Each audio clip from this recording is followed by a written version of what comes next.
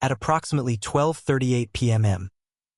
on April 1, 1984, inside a modest family home on a quiet residential street in Los Angeles, California, just one day before his 45th birthday, Marvin Gaye Jr., the man whose voice had taught an entire generation how to sing about love, mercy, and spiritual healing, who had sold millions of records, shaped the sound of Motown, and spent nearly 3 decades standing under blinding stage lights as one of the most soulful, tender voices in American music. History was rushed through his own front door with a gunshot wound in his chest,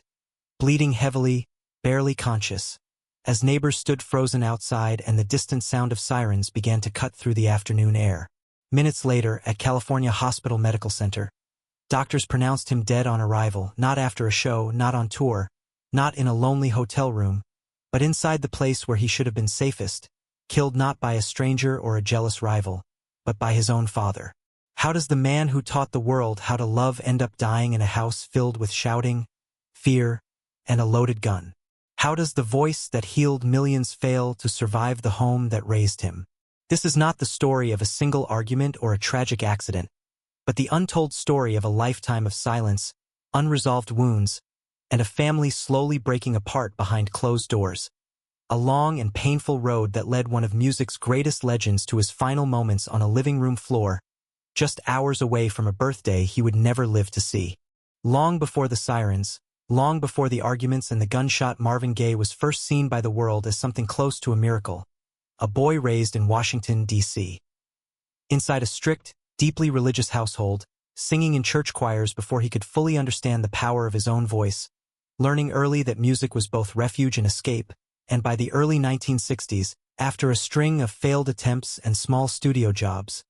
he emerged from Detroit as one of Motown's brightest stars, a smooth, elegant presence whose voice seemed to glide rather than strain, whose records crossed racial, cultural, and generational lines, turning love songs into something intimate and almost sacred. By the time the 1970s arrived, Marvin Gaye was no longer just a hitmaker. He was an icon, a man who had released over 20 albums, sold millions of records worldwide, and created timeless works like What's Going On. Music that spoke not only of romance but of pain, war, social injustice, and the quiet suffering people carried home after the lights went out. On stage, he appeared calm, sensual, in control, a performer who barely needed to move to command an entire room, letting the microphone do the work while audiences leaned forward, hanging on every breath. To the public, he seemed gentle, thoughtful, spiritually awake, a man whose music healed broken hearts and soothed wounded souls, someone who understood love better than most people ever would. Cameras captured the smiles, the applause, the sold-out shows, the interviews where he spoke softly and thoughtfully, giving the impression of a man at peace with himself, a legend who had mastered both fame and purpose. Yet behind that image, behind the velvet sound and carefully chosen words, there was a tension few could see, a man who had learned very young how to perform the role the world wanted from him, how to wear calm like armor, how to turn pain into melody without ever admitting how deeply it cut. Because when the applause faded and the stage lights dimmed, Marvin did not return to silence with relief. He returned to it with fear, carrying unresolved conflicts from childhood,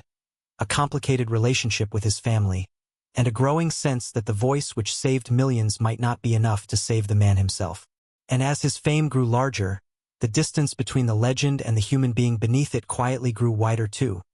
raising a question that would haunt the rest of his life. When everyone believes you are the voice of love, who are you allowed to be when you are hurting? As Marvin Gaye's fame expanded through the late 1960s and into the 1970s, his life settled into a dangerous rhythm where success became both shield and trap, because every night on stage reinforced the idea that his value lay in how calm, soulful, and composed he appeared, how effortlessly he could stand beneath hot lights and sing about love as if he understood it completely, and the world rewarded him for that illusion with applause, money, and reverence, while quietly ignoring the fractures growing beneath the surface. He learned to wear serenity like a costume, to glide through interviews with thoughtful answers, to let his music speak for the parts of himself he never felt safe expressing out loud. And for a while it worked, because every new record, every standing ovation, every critical praise convinced him that if he could just keep performing the role well enough, the noise inside him might finally go quiet. But off stage, when the laughter stopped and the microphones were switched off, the unresolved tensions of his childhood followed him home, particularly the volatile and deeply complicated relationship with his father, Marvin Gaye Sr., a man who ruled the household with rigid discipline, moral absolutism, and emotional distance, creating a home where affection was scarce and conflict simmered just beneath the surface. Friends and family would later describe how Marvin seemed perpetually torn between craving his father's approval and resenting the control and judgment that had shaped his early years,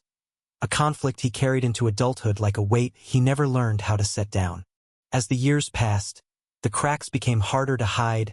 marriages strained under the pressure of fame and instability, finances grew chaotic despite his success, and Marvin increasingly retreated inward, seeking refuge in isolation, paranoia, and habits that dulled rather than healed the pain.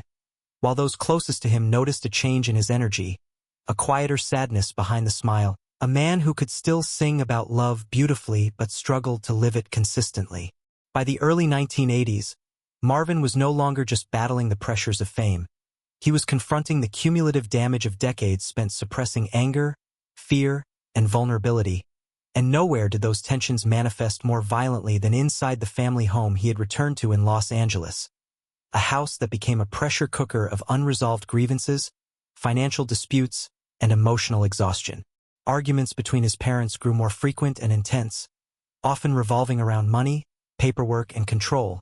while Marvin found himself caught in the middle, emotionally drained yet unable to detach, stepping into the role of mediator even as his own mental state grew increasingly fragile. In the days leading up to April 1, 1984, the atmosphere inside the house was heavy,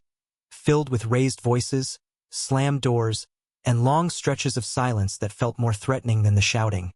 And those who knew Marvin sensed he was on edge, exhausted, and running out of emotional defenses. On the morning of April 1st, a dispute erupted over misplaced insurance documents, a seemingly trivial issue that ignited years of accumulated resentment. And as the argument escalated, Marvin intervened, stepping between his parents in an attempt to protect his mother and de-escalate the situation. A role he had played too many times before,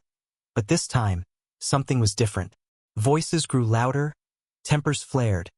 and in a moment that would redefine his legacy forever, Marvin Gaye Sr. retrieved a handgun he had previously been given for protection, and within seconds, 2 shots were fired, one of them striking Marvin in the chest. The room fell into stunned silence as the reality of what had just happened settled in. The man who had spent his life singing about peace and understanding now lying wounded on the floor of his childhood home, bleeding rapidly, his voice reduced to shallow breaths and whispered words. Emergency services were called, neighbors gathered outside in disbelief, and as Marvin was rushed to California Hospital Medical Center, there was still a fragile hope that he might survive, that somehow, after everything, he would pull through once more. But at 12:38 p.m. Doctors pronounced him dead on arrival, a finality that stunned the world and left behind a question too painful to answer easily. How did a lifetime of unspoken pain, buried conflict, and emotional restraint culminate in a single, irreversible moment? The tragedy was not just the gunshot itself, but the long chain of silence, fear, and unresolved wounds that led to it. A reminder that the most devastating collapses rarely come from nowhere,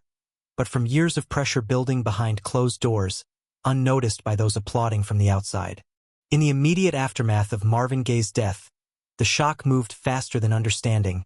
rippling from the quiet Los Angeles street where the sirens had faded to radio stations, newsrooms, and living rooms around the world, where fans struggled to reconcile the gentle voice they knew with the violence of the headlines. And inside the family itself, grief mixed with disbelief, guilt, and a silence that felt heavier than any public statement could ever address. The legal process that followed offered no sense of closure, only a clinical summary of an unthinkable event, while those closest to Marvin were left to confront the brutal reality that the man who had spent his life trying to mediate conflict had died in the very act of doing so. For the public, his career froze in time. Albums turned into memorials, lyrics took on darker meanings, and songs once associated with romance and hope began to sound like unanswered prayers. But behind the tributes and retrospective praise, the deeper tragedy lingered in what could never be repaired. Marvin's death did not mark a dramatic downfall after years of isolation in the traditional sense, but rather exposed how isolated he had already been long before that morning, how fame had insulated him from help while simultaneously amplifying every unresolved wound. Friends later recalled how, in his final years, Marvin moved through life with a guarded weariness, retreating into routines that felt safe precisely because they demanded nothing, preferring quiet rooms to crowded studios, familiar spaces to new beginnings, and distance to confrontation, as if he sensed that any emotional confrontation might be the one he could not survive. The man who once filled arenas with sound now seemed more comfortable with silence, spending hours alone, replaying old recordings, watching footage of himself from another era, a younger version who still believed music could fix what words could not. His relationships reflected the same retreat, conversations left unfinished, apologies never spoken, and connections maintained at arm's length, not out of coldness, but out of exhaustion, a quiet surrender to the idea that some damage had gone too far to undo. For those left behind, the grief was compounded by hindsight, by the painful realization that the warning signs had been there all along, hidden beneath success and artistic brilliance, and that the image of the soulful healer had made it easier to ignore the man's need for healing himself. Over time, Marvin Gaye became a symbol not just of musical genius, but of a deeper truth about the cost of emotional suppression, the danger of unresolved family conflict, and the way public adoration can obscure private suffering, turning real pain into something invisible. His absence created a hollow space that no tribute concert or posthumous award could fill, a reminder that while fame can preserve a voice forever, it cannot protect a human being from the consequences of silence, fear, and unspoken wounds, and that the years following his death were not defined by dramatic decline, but by a haunting stillness, the echo of what was lost, and the enduring question of how differently things might have ended if the man behind the music had been allowed, or able, to ask for help before it was too late. Marvin Gaye's story forces an uncomfortable reflection on how easily the world mistakes talent for strength and applause for protection, because for all the records sold and all the souls his music touched, none of it granted him immunity from the wounds he carried since childhood, nor did it give him a safe language to express pain that did not fit the image of a spiritual healer and voice of love. Fame rewarded him for being calm, gentle, and emotionally available to millions of strangers, but it quietly punished him for being vulnerable in the places that mattered most, teaching him, over decades, that silence was safer than confrontation and that wearing the mask was easier than risking rejection by showing the full truth of who he was. His life reveals the hidden cost of becoming a symbol, because once a man is elevated into an idea, it becomes harder for others to see his suffering as real, urgent, or dangerous, and even harder for him to admit that the songs that saved others were no longer saving him. The tragedy was not only that his life ended violently, but that so much of it had been spent believing he had to endure pain alone,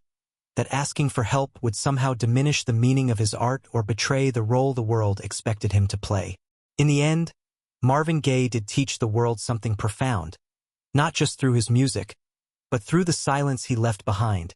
a lesson about the danger of unresolved wounds, the long shadow of family conflict, and the price of carrying pain without a place to put it. His story reminds us that even legends are human beings first, that healing is not a performance, and that love, no matter how beautifully it is sung, must also be lived, spoken, and protected in the quiet spaces where no audience is watching. In the end, Marvin Gaye's story closes not on a stage or in a studio, but in the same quiet domestic space where it began, a house filled with echoes rather than music, where arguments replaced melodies and silence lingered long after the final note was sung. And when the world looks back now, decades later,